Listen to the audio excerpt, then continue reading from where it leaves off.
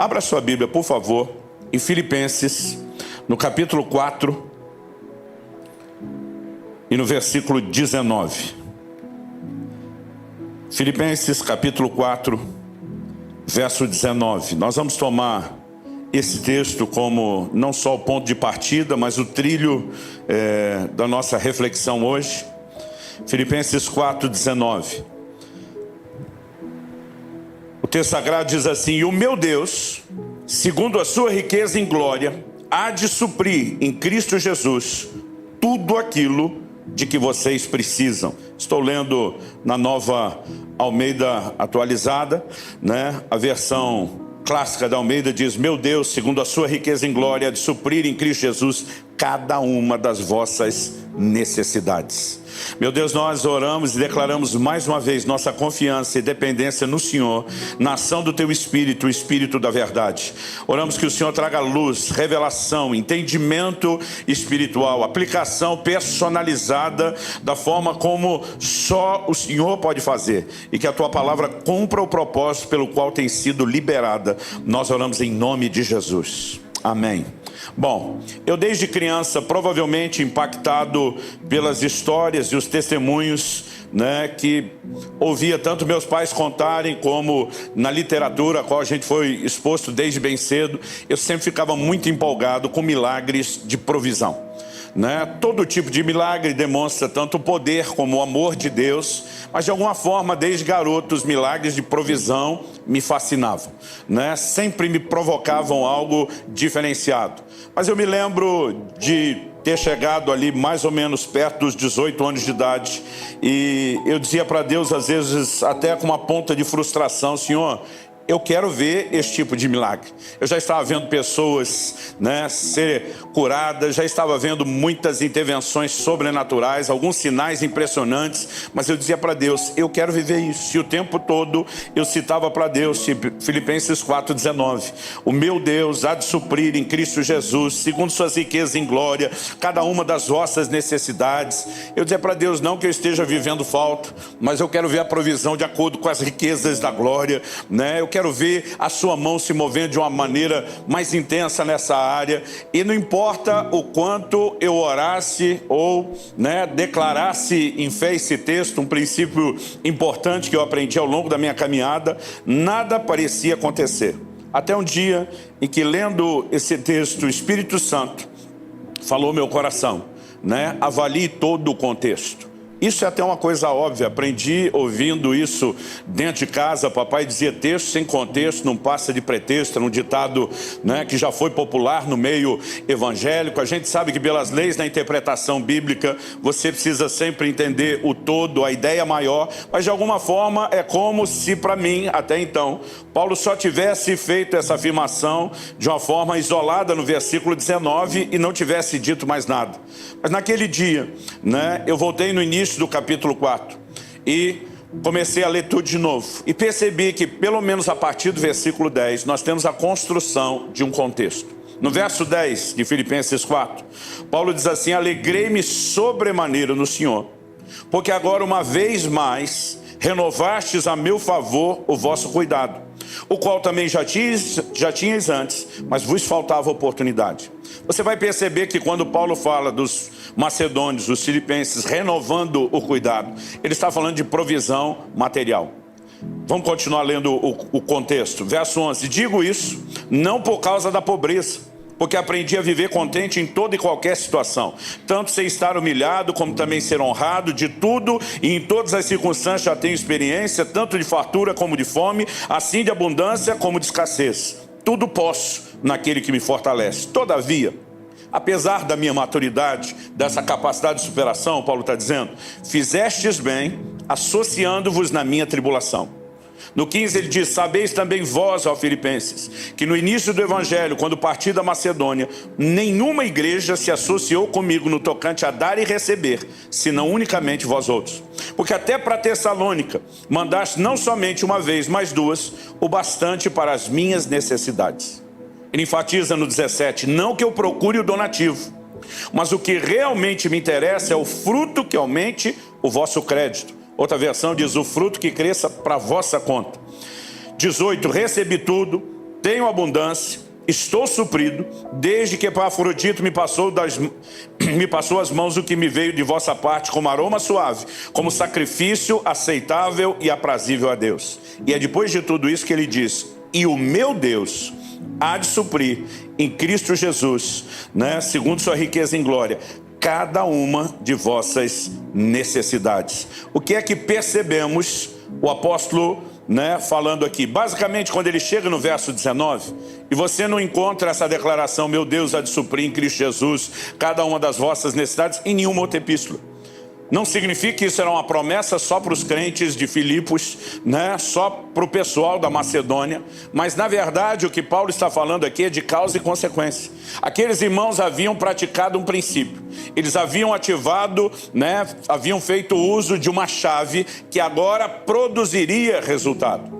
Basicamente, o que eu quero mostrar para você pela palavra de Deus é que se você quer ter suas necessidades supridas, né? Se você quer receber provisão, você precisa entender uma lei espiritual. Paulo a denomina aqui no versículo 15 de a lei de dar e receber.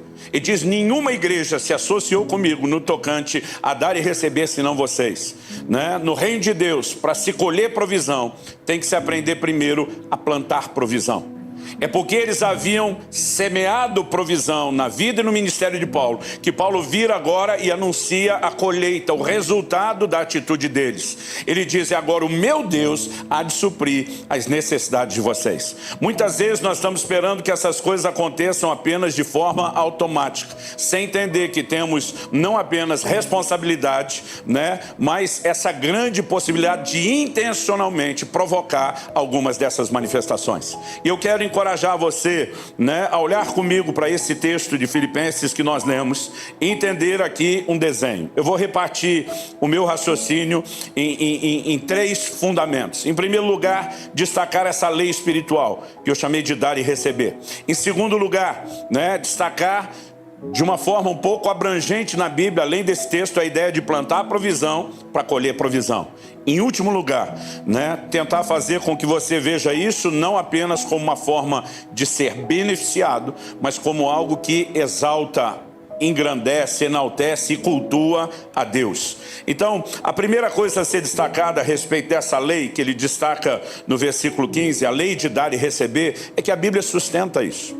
Em Mateus, no capítulo 7, nos versos 1 e 2, Jesus fala sobre essa lei espiritual. Eu de vez em quando brinco, né, e chamo isso do efeito bumerangue. Tudo que vai, volta. E não tem a ver só com questões materiais e financeiras. Em Mateus 7, 1 e 2, Jesus diz: não julgueis, para que vocês não sejam julgados, né? Diz: não condeneis, para que vocês não sejam condenados. Porque tudo o que fazemos para os outros tende a voltar para nós. Uma pessoa outro dia reclamou comigo, falou: pastor, eu vou dizer uma coisa para o senhor, eu tenho uma frustração, eu nunca ganho presente de ninguém. Eu falei: vamos parar essa choração e pedir para você me dar o retorno. Quantos presentes você costuma dar? Ele não conseguia lembrar de um presente que ele tivesse dado para ninguém, né? Mas ele estava cobrando, né? A Bíblia diz que com a medida que você mede, você é medido.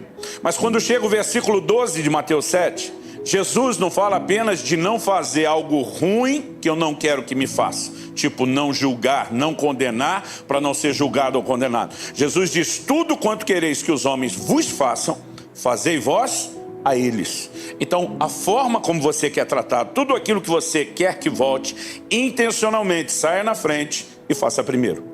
Em Lucas 6,38 ele diz: dai e ser-vos-á dado, boa medida, recalcada, sacudida, né, transbordante, generosamente vos darão.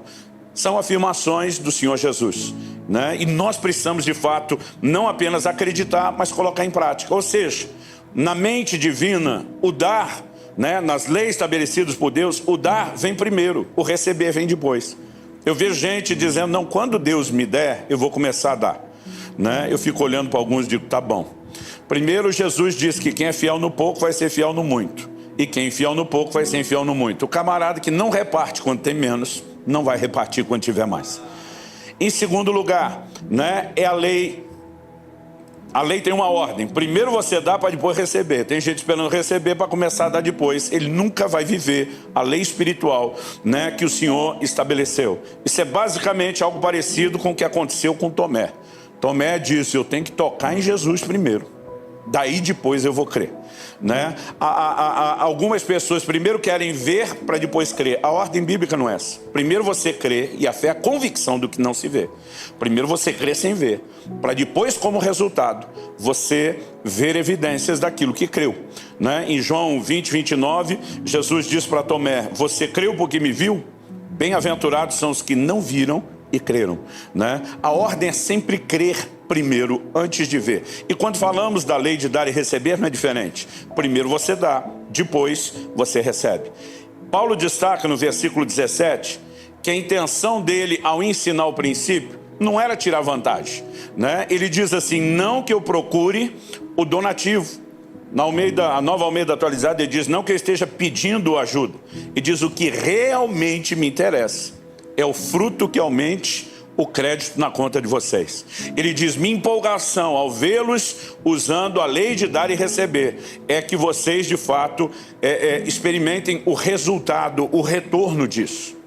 O próprio Senhor Jesus afirma, Paulo, nós não temos esse registro no Evangelho, mas Paulo recebeu muita revelação direta do Senhor, e ele diz em Atos 20, 35, que o Senhor Jesus diz que é melhor dar do que receber, né? Quem recebe apenas foi abençoado. Aquela pessoa que dá, ela além de ser um abençoador, inevitavelmente ela também colherá, será abençoada, e o melhor, ela já entendeu o ciclo que se perpetua. É interessante como Deus faz as coisas. Anos atrás, isso aconteceu nos primeiros anos, ali no início de 2000, eu estava diante de um desafio. Eu e minha família nos mudamos para outra cidade, plantaram uma igreja, levei outras famílias comigo. Eu fui sem salário, sem sustento, ainda levei mais 6 famílias que tinha a responsabilidade de supri-los. Eu lembro que lá em casa a gente tinha desfeito de tudo que tinha, investimos todos os nossos recursos para movimentar aquele projeto de plantação de igreja, e todo mundo baixou o padrão, né, no nível de sacrifício assim, do mais intenso que a gente já tinha vivido. E eu lembro que meus filhos eram pequenos, e ao mesmo tempo em que a gente queria ensiná-los a importância do que nós estávamos fazendo, nós também queríamos passar para eles uma mensagem de que isso não significava que necessariamente eles tivessem, né, abandonados, que eles não tivessem importância. Então eu lembro que com muita paciência nós começamos uma poupança, fizemos um cofre, enchemos aquilo de moeda ao longo de quase todo o ano. E eu dizia para eles, olha, todo troco, toda moeda que sobrar, nós vamos guardar aqui, nós vamos juntar. E quando esse cofre estiver cheio, nós vamos numa loja de brinquedo pegar coisa boa. Porque naquela época era só aquelas lojinhas de R$1,99. Eu não sei se isso ainda tem hoje, mas já foi febre, né? Pelo menos quando meus filhos eram pequenos. A gente dizia, olha, aí vai ser brinquedo bom. E a gente foi juntando aquilo. Quando o cofre já estava ficando perto de cheio, eu lembro que um dia eu falei, e aí, o que vocês vão querer? Qual o brinquedo? Eu lembro que o Israel, na época, novinho, ele estava empolgado com aqueles carrinhos da Hot Wheels. Ele falou, vou querer uma pista da Hot Wheels, tal.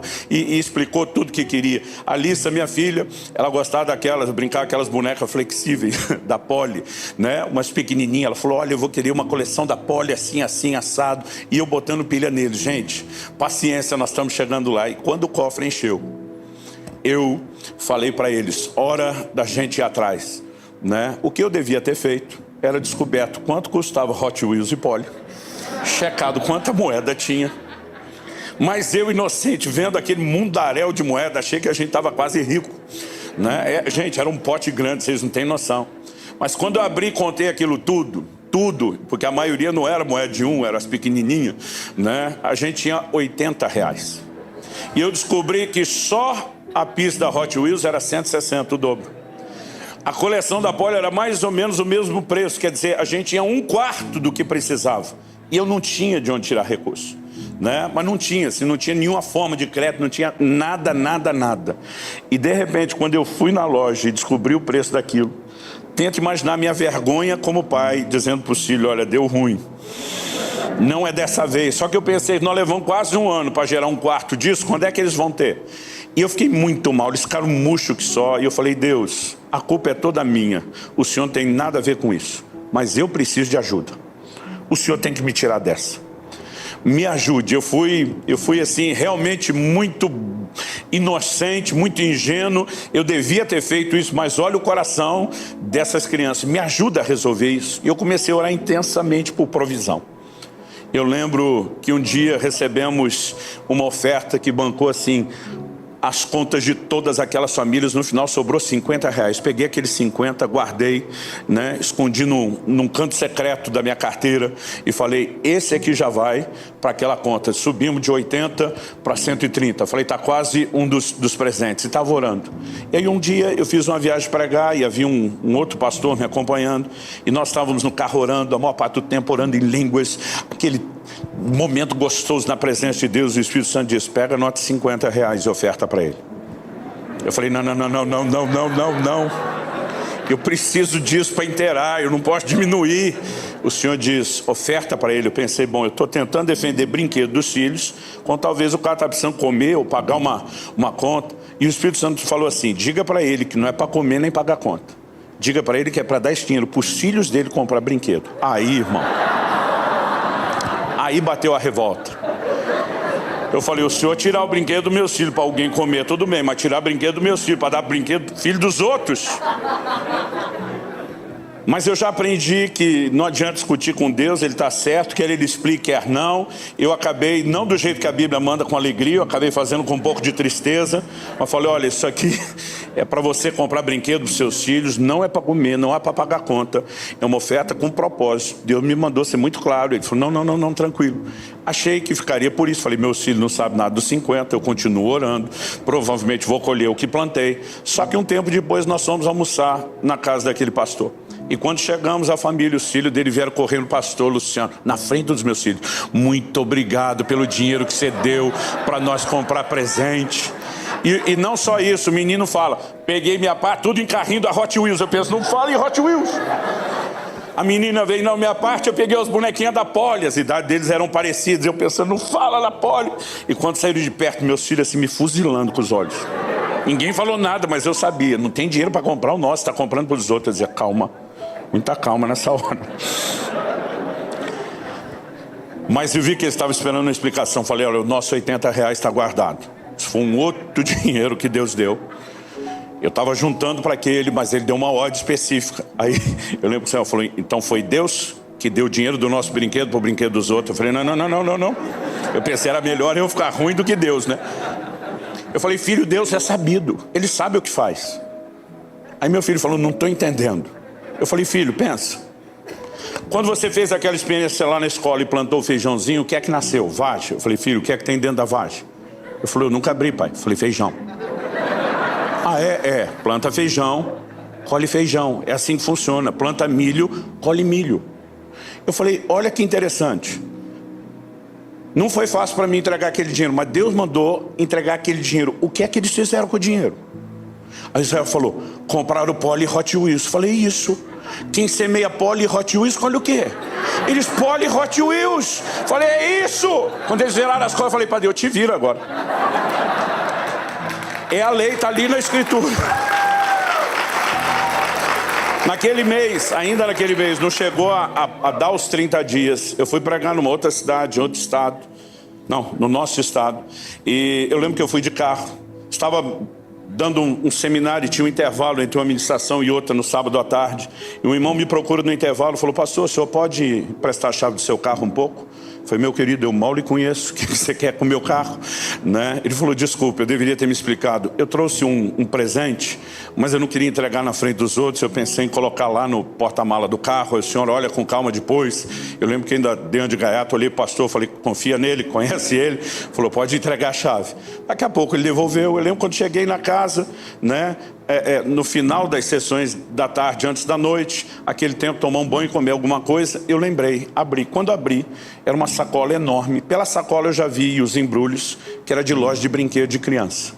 Peguei a sacola, desci. Eu lembro que quando passei pela sala, chamei o Israel e a Alissa, que não tinham estado na sessão da ministração da tarde, falei, todo mundo para o quarto, reunião de família.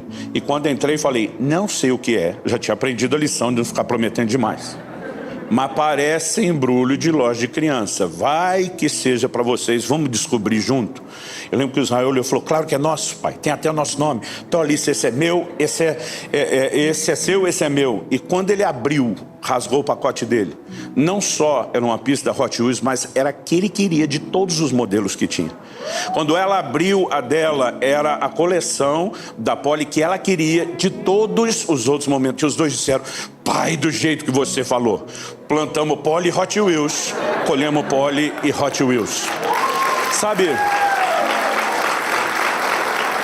a gente tem percebido, e eu entendi que Deus usou aquela situação não apenas para me fazer compreender e intencionalmente me mover naquele princípio, mas também para produzir neles uma marca. É princípio bíblico que se planta provisão para colher provisão. Há uma lei, né? Depois do dilúvio, em Gênesis 8:22, Deus diz, enquanto a terra durar, não deixará de haver semeadura e colheita, frio e calor, verão e inverno, dia e noite. Quando Deus fala semeadura e colheita, não é só daquilo que é natural. Em Gálatas 6, nos versículos 7 e 8, a Bíblia diz, não se enganem, de Deus não se zomba, pois aquilo que a pessoa semear, isso também colherá.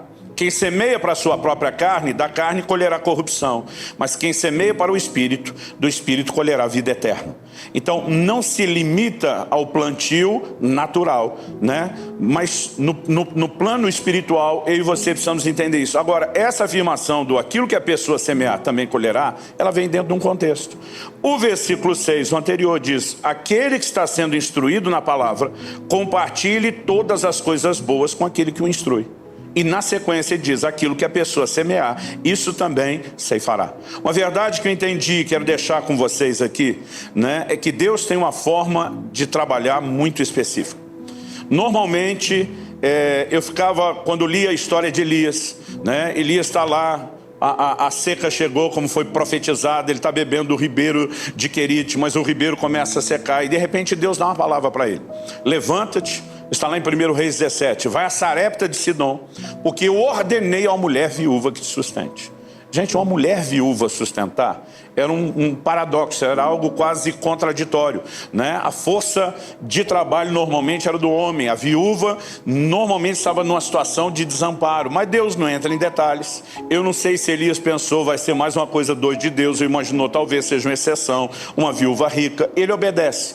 Mas quando ele chega, e Deus diz, eu já ordenei, eu não sei você, mas ouvindo a frase, já ordenei, parece que está tudo pronto e resolvido.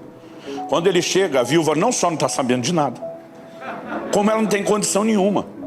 E diz para ela, me dá um pouco de água para beber. Ela diz, estou indo buscar. Enquanto ela estava indo, ele diz, aproveita, né? E me traz também algo para comer. A mulher diz, aí já não vai rolar. Ela diz, eu saí colher alguns cavacos e é a saideira, é a última refeição, né? Eu e meu filho vamos comer a última porção, comeremos e morreremos. Elias vira para essa mulher e diz, vai e faze o que disseste, o rango, a comida. E diz, mas primeiro traz para mim. Gente, vamos pensar nisso friamente. Você imagina as manchetes que isso daria hoje? Profeta, né, aproveitador, tomando a última refeição de uma viúva com a sua filha, com a sua criança. Mas o Elias não diz só para ela, olha, vai lá, faz para mim, eu como e você não. E diz, porque assim diz o Senhor. E aí ele libera uma palavra de Deus, né? Ele diz, não vai faltar o azeite. Verso, deixa eu só ler aqui para você. Verso 14. Porque assim diz o Senhor, Deus de Israel, a farinha da panela não acabará e o azeite do jarro não faltará até o dia em que o Senhor fizer chover sobre a terra. Foram 3 anos e meio sem chuva. Acredita-se que o tempo máximo, assim, dilatado, exagerado, por ribeiro de Querite secar, pelo volume de água que ele tinha, seria no máximo 6 meses. Se essa for estatística, tínhamos ainda 3 anos de fome. Se a gente exagerar e muito, pelo menos 2 anos de fome pela frente. A palavra que diz é até o dia em que o Senhor fizer chover sobre a terra. A farinha não vai acabar, o azeite não vai. O verso 15 diz, a viúva foi, fez segundo a palavra de Elias, e assim comeram ele, ela e a sua casa durante muitos dias. A farinha da panela não acabou, o azeite do jarro não faltou, segundo a palavra do Senhor anunciada por meio de Elias. Você consegue imaginar isso? Vamos tentar trazer para hoje. Durante 2, 3 anos, você metendo a caneca na lata de arroz ou de feijão e aquilo não termina. Você consegue imaginar a mesma coisa em relação ao óleo? Um milagre de provisão, de multiplicação contínua. Vamos pensar numa versão moderna da coisa. Você bebendo 2, 3 anos de leite, e o leite não para de sair daquela caixinha longa-vida e não acaba e não azeda.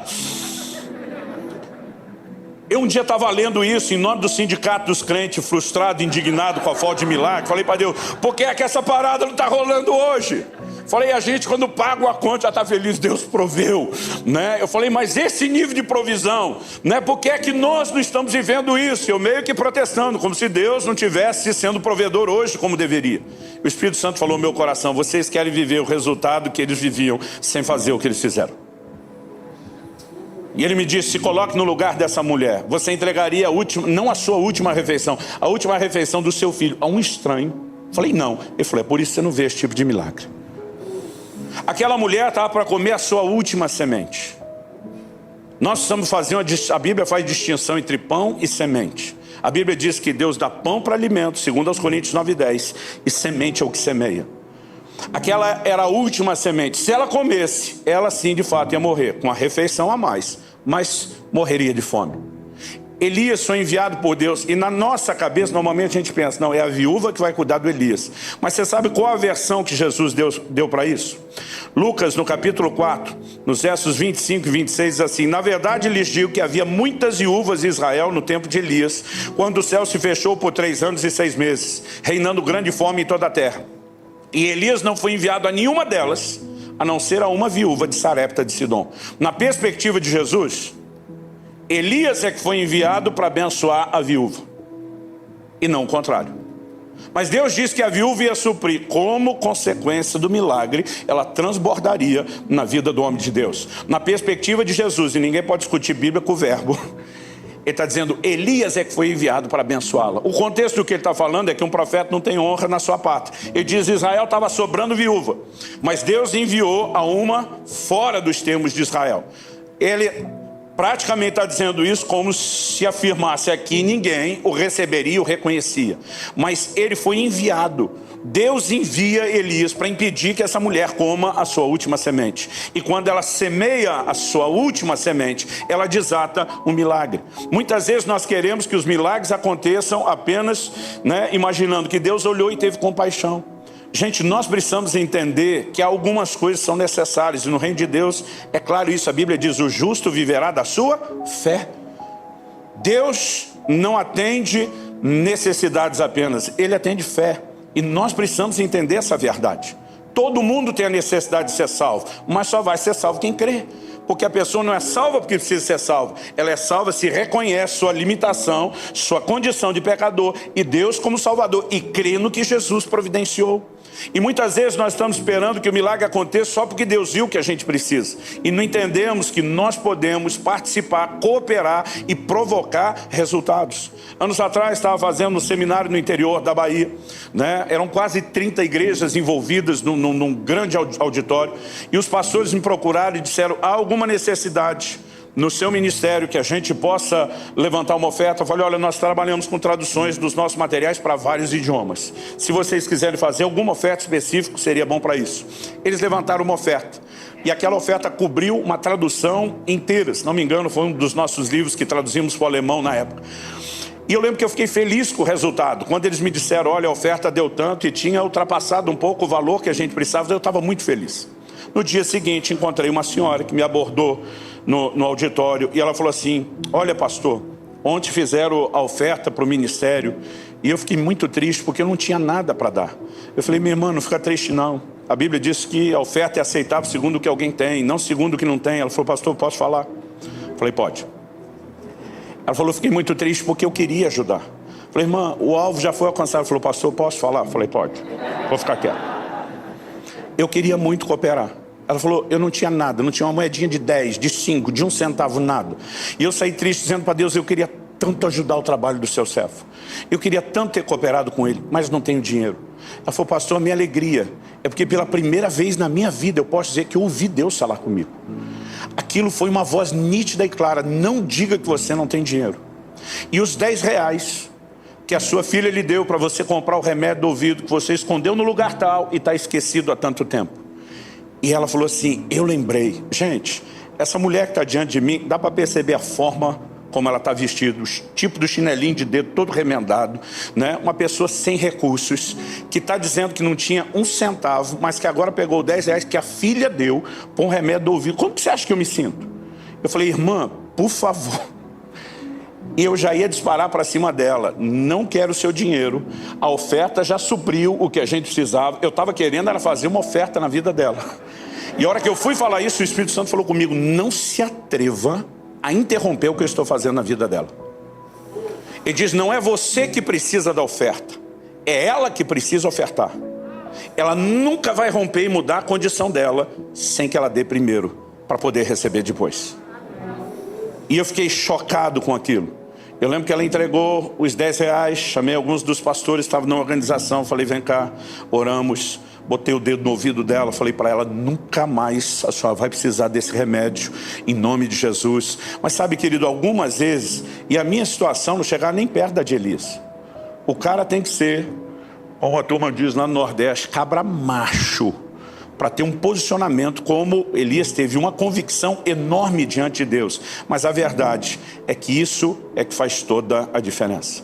Ao longo de uma caminhada com Deus, eu descobri uma coisa. Quando o negócio apertava, é normal, né, que todos nós demos uma ajustada no orçamento. A primeira coisa que eu começava a cortar era o que fazia pelos outros. Quando eu comecei a entender a lei de dar e receber, eu mudei completamente minha atitude. Quanto mais difícil a coisa está, mais eu faço pelos outros. Não estou falando apenas de se ofertar na igreja. Nós precisamos entender que se temos necessidades, nós precisamos de provisão, nós precisamos aprender a plantar provisão, né? Ao longo de uma vida, eu tenho procurado me exercitar nisso. E algo que eu descobri, quero terminar com isso, é que além de abençoar alguém, além de saber que depois o fruto cresce para a conta e nós também colhemos, né? Além da própria ideia de que estamos quebrando o egoísmo, a maior expressão da nossa carnalidade, para andar, como falamos na sexta noite, em generosidade, que é a natureza de Deus, que reflete, revela, né, esse Deus na terra. A nossa atitude também glorifica a Deus. Olha o que Paulo disse em Filipenses 4,18, naquele contexto. Recebi tudo e tenho até de sobra, estou suprido, desde que Epafrodito me entregou o que vocês me mandaram, que é uma oferta de aroma agradável, um sacrifício que Deus aceita e lhe agrada. Mais do que apenas eu abençoei alguém, agora como efeito colateral também serei abençoado. A Bíblia apresenta isso como uma ideia de uma oferta a Deus, né? Uma oferta que lhe agrada, um sacrifício que Deus aceita, né? Nós precisamos entender que é a forma como a palavra de Deus retrata isso. Hebreus 13:16 diz assim, não se esqueçam da prática do bem e da mútua cooperação, pois de tais sacrifícios Deus se agrada. Eu acredito que quando o avivamento chega, algumas áreas mudam. E uma delas, que talvez seja um termômetro, é a maneira como nos relacionamos com essas questões materiais e financeiras. No livro de Atos diz, não havia entre eles um necessitado sequer. É quando nós deixamos de olhar só para o próprio umbigo, começamos a enxergar os outros. E à medida que ministramos uns aos outros, né, não apenas suprimos a necessidade de alguém, criamos e provocamos resultados sobrenaturais de volta para nós mesmos, mas acima de tudo, é a forma como isso sobe diante de Deus. Além do culto a Deus, que será dado pelo que foi suprido, né? Em 2 Coríntios 9, de 11 a 14, Paulo diz assim, assim vocês serão enriquecidos em tudo para toda a generosidade, a qual por meio de nós resulta em orações de gratidão a Deus. Porque o serviço dessa assistência não só supre a necessidade dos santos, mas também transborda em muitas orações de gratidão a Deus. Na prova desse serviço, eles glorificam a Deus pela obediência da confissão que vocês fazem do Evangelho de Cristo e pela generosidade com que vocês contribuem para eles e para todos, enquanto eles oram por vocês com grande afeto por causa da extraordinária graça de Deus que foi dada a vocês. Vamos ficar em pé para parecer que está acabando? Repartir o que temos, abençoar e suprir pessoas deveria ser um estilo de vida. Paulo diz em 1 Timóteo 6, de 17 a 19, exorte os ricos desse mundo a que não sejam orgulhosos, nem depositem a sua esperança na instabilidade da riqueza, mas em Deus, que tudo nos proporciona ricamente para o nosso prazer. Que eles façam o bem, sejam ricos em boas obras, generosos em dar, prontos a repartir, ajuntando para si mesmos um tesouro que é sólido fundamento para o futuro, a fim de tomarem posse da verdadeira vida. Nós precisamos de fato entender o que Deus espera de nós. Eu não sei se você já parou para pensar nisso, mas tudo que você faz para as pessoas, você não está fazendo só para elas, você está fazendo para Deus. Jesus disse que um dia estaremos diante dele, vamos ouvir: eu tive fome, você me deu de comer; eu tive sede, você me deu de beber, estive nu, você me vestiu. As próprias pessoas dizem: quando mesmo foi? Que nem a gente lembra ter feito isso para você. Ele vai dizer: quando vocês fizeram para um dos pequeninos, vocês fizeram para mim. Provérbios 19, 17 diz: quem se compadece do pobre empresta ao Senhor, e este lhe retribuirá o benefício. Nós precisamos viver um estilo de vida, onde a gente não se torne represa. Falamos disso aqui nos dias do seminário. Prosperidade bíblica não faz de você uma represa, onde você vai acumulando e tudo para só em você. Deveria fazer de você o leito de um rio. A água entra, a água sai, nunca para de entrar e também nunca para de sair. Uma última coisa antes de orarmos. Ezequiel 16, 49 fala a respeito do pecado de Sodoma. A maioria de nós pensa que a razão pela qual Deus o julgou de forma tão severa foi mera e simplesmente por causa de um alto nível de imoralidade. Mas olha o que a Bíblia diz em Ezequiel 16, 49. Eis que esta foi a iniquidade de sua irmã Sodoma. Ela e suas filhas foram orgulhosas, tiveram fartura de pão, próspera tranquilidade, mas nunca ampararam os pobres e os necessitados. A grande acusação de Deus, a grande denúncia, não parou no alto nível de imoralidade praticado por eles. Eles tiveram fartura de pão, próspera tranquilidade, mas nunca ampararam ninguém. Que Deus nos ajude a viver um evangelho onde o nosso entendimento de investimento não seja só de uma maneira direta o reino de Deus quando pensamos na igreja. É lógico, queremos promover o avanço do evangelho, que é a melhor dádiva que podemos dar às pessoas. Muito mais do que só alimentar ou vestir o corpo, que é algo temporário. Nós queremos ver a eternidade das pessoas decidida. Não vamos discutir a importância disso, mas que possamos viver também um estilo de vida, onde sempre a gente possa cooperar, suprindo necessidades, suprindo necessidades das pessoas. E esse plantio de provisão sempre redunda numa colheita de provisão. Você recebe essa palavra em nome de Jesus. Pai, nós oramos e suplicamos graça e favor do Senhor sobre cada um de nós. Não queremos mera e simplesmente plantar provisão, porque de forma egoísta e interesseira apenas queremos ser providos depois. Nós queremos alinhar nosso coração ao seu. Pai, a verdade é que precisamos de revelação da Tua palavra. Precisamos daquele toque mais profundo do Teu Espírito. Precisamos entrar num lugar de entendimento espiritual e também de quebrantamento, para viver esse evangelho que reparte não apenas bens materiais, que reparte a salvação, que reparte do nosso tempo, que se dispõe a ser acolhedor, hospitaleiro. Pai, nós suplicamos no nome de Jesus, que o Senhor nos guie ao entendimento e aplicação prática dessas verdades. Eu oro por cada um dos meus irmãos e irmãs. Eu oro por aqueles que ainda não tiveram as suas experiências de plantar provisão para colher provisão, que o Senhor possa dirigi-los. Mas eu oro por aqueles que já têm vivido algumas dessas experiências, que eles possam avançar, que eles possam passar de fase, que eles possam entrar em lugares ainda mais profundos, que eles possam ter experiências ainda maiores. Que venham dias, Senhor, onde de fato possamos absorver esse Teu coração e possamos viver de uma forma exemplar como os macedônios viveram, a lei de dar e receber.